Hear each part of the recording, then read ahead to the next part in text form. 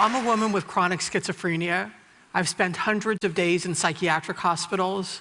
I might have ended up spending most of my life on the back ward of a hospital, but that isn't how my life turned out. In fact, I've managed to stay clear of hospitals for almost 3 decades, perhaps my proudest accomplishment. That's not to say that I've remained clear of all psychiatric struggles. After I graduated from the Yale Law School and got my first law job, my New Haven analyst, Dr. White, announced to me that he was going to close his practice in 3 months, several years before I had planned to leave New Haven. White had been enormously helpful to me, and the thought of his leaving shattered me. My best friend, Steve, sensing that something was terribly wrong, flew out to New Haven to be with me. Now I'm going to quote from some of my writings. I opened the door to my studio apartment. Steve would later tell me that for all the times he had seen me psychotic, nothing could have prepared him for what he saw that day. For a week or more, I had barely eaten. I was gaunt. I walked as though my legs were wooden. My face looked and felt like a mask. I had closed all the curtains in the apartment, so in the middle of the day, the apartment was in near total darkness. The air was fetid, the room a shambles. Steve, both a lawyer and a psychologist, has treated many patients with severe mental illness, and to this day, he'll say I was as bad as any he had ever seen. Hi, I said, and then I returned to the couch where I sat in silence for several moments. Thank you for coming, Steve. Crumbling world, word, voice. Tell the clocks to stop. Time has come. White is leaving, Steve said somberly. I'm being pushed into a grave. The situation is grave, I moan. Gravity is pulling me down. I'm scared. Tell them to get away. As a young woman, I was in a psychiatric hospital on 3 different occasions for lengthy periods. My doctors diagnosed me with chronic schizophrenia and gave me a prognosis of, quote, grave. That is, at best, I was expected to live in abortant care and work at menial jobs. Fortunately, I did not actually enact that grave prognosis. Instead, I'm a chaired professor of law, psychology, and psychiatry at the USC Gould School of Law. I have many close friends, and I have a beloved husband, Will, who's here with us today. Thank you.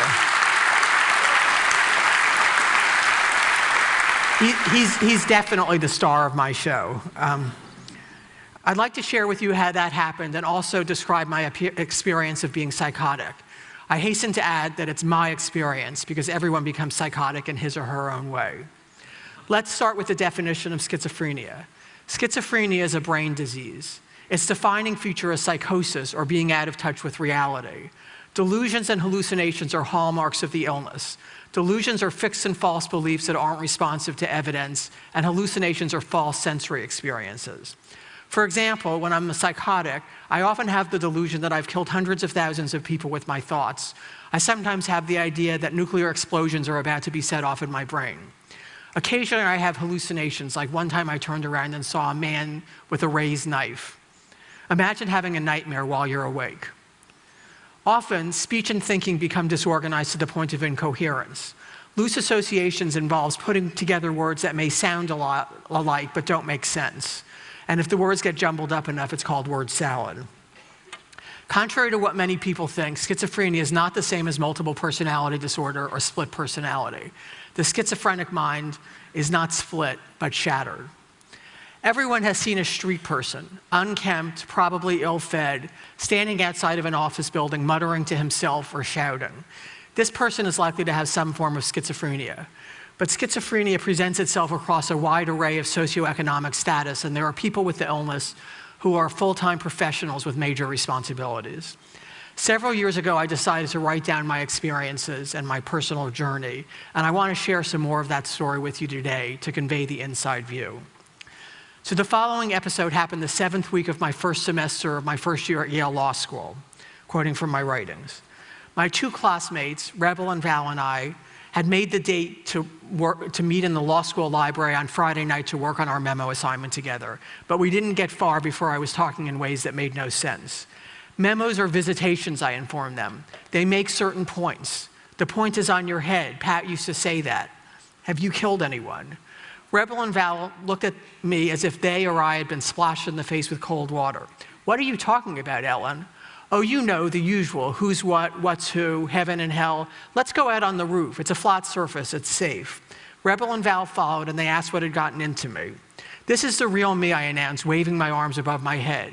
And then, late on a Friday night, on the roof of the Yale Law School, I began to sing, and not quietly either.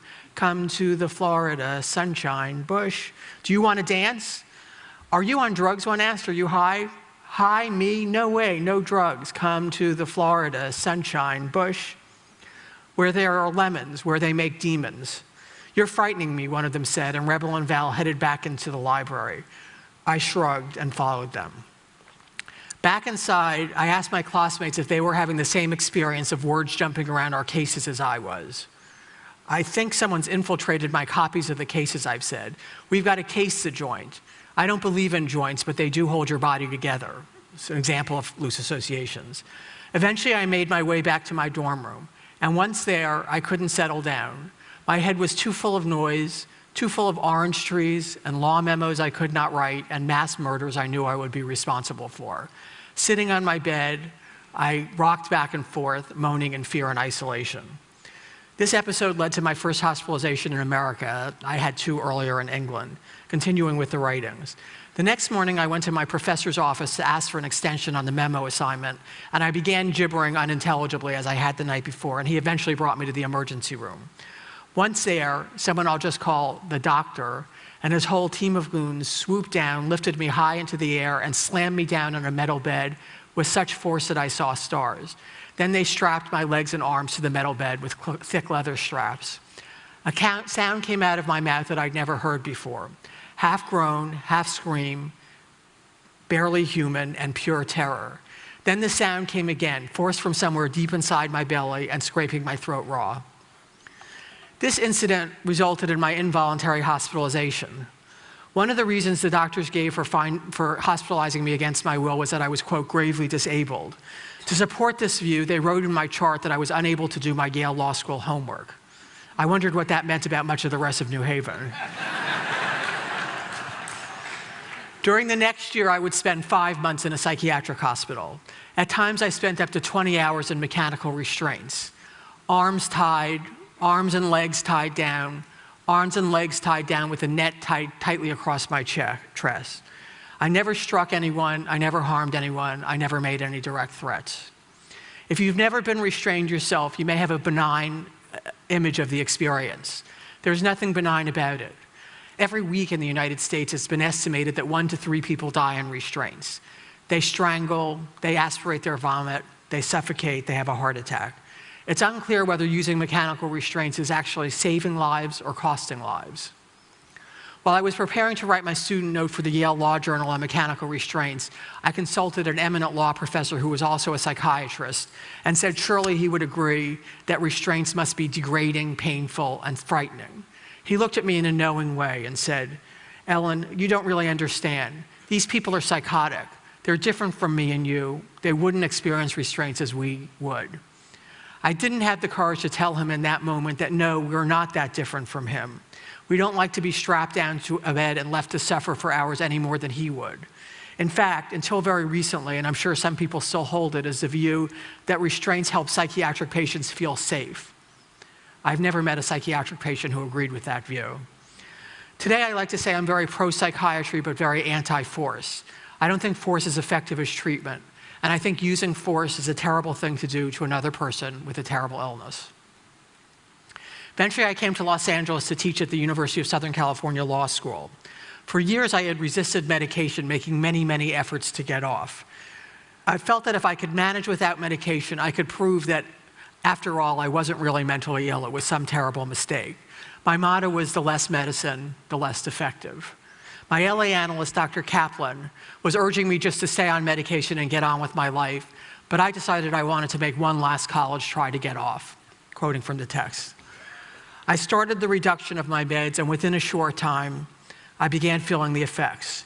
After returning from a trip to Oxford, I marched into Kaplan's office, headed straight for the corner, crouched down, covered my face, and began shaking. All around me, I sensed evil beings poised with daggers. They'd slice me up in thin slices or make me swallow hot coals. Kaplan would later describe me as, quote, writhing in agony. Even in this state, what he accurately described as acutely and floridly psychotic, I refused to take more medication. The mission is not yet complete. Immediately after the appointment with Kaplan, I went to see Dr. Martyr, a schizophrenia expert who was following me for medication side effects. He was under the impression that I had a mild psychotic illness. Once in his office, I sat on his couch, folded over, and began muttering. Head explosions and people trying to kill. Is it okay if I totally trash your office?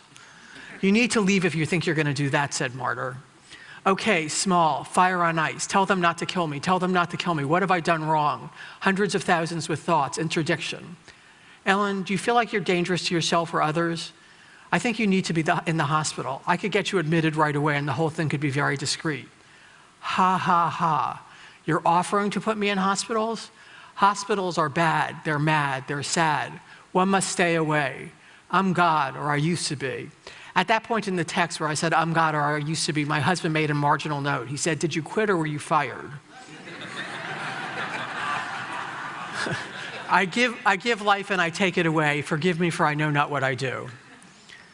Eventually, I broke down in front of friends and everybody convinced me to take more medication. I could no longer deny the truth and I could not change it. The wall that kept me, Ellen, Professor Sachs, separate from that insane woman hospitalized years past, lay smashed in ruins. Everything about this illness says I shouldn't be here, but I am. And I am, I think, for 3 reasons. First, I've had excellent treatment. 4 to 5 day a week psychoanalytic psychotherapy for decades and continuing, and excellent psychopharmacology. Second, I have many close family members and friends who know me and know my illness. These relationships have given my life a meaning and a depth, and they also help me navigate my life in the face of symptoms. Third, I work at an enormously supportive workplace at USC Law School.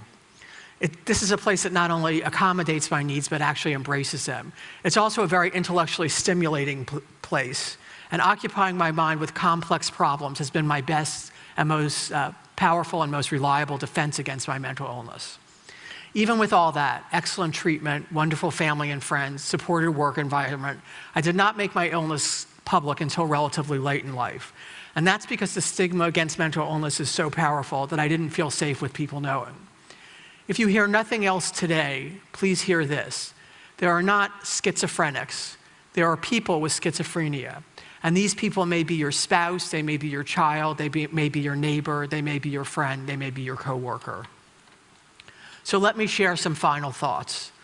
We need to invest more resources into research and treatment of mental illness. The better we understand these illnesses, the better the treatments we can provide, and the better the treatments we can provide, the more we can offer people care and not have to use force. Also, we must stop criminalizing mental illness. It's a national tragedy and scandal that the LA County Jail is the biggest psychiatric facility in the United States. American prisons and jails are filled with people who suffer from severe mental illness, and many of them are there because they never received adequate treatment. I could have easily ended up there or on the streets myself. A message to the entertainment industry and to the press.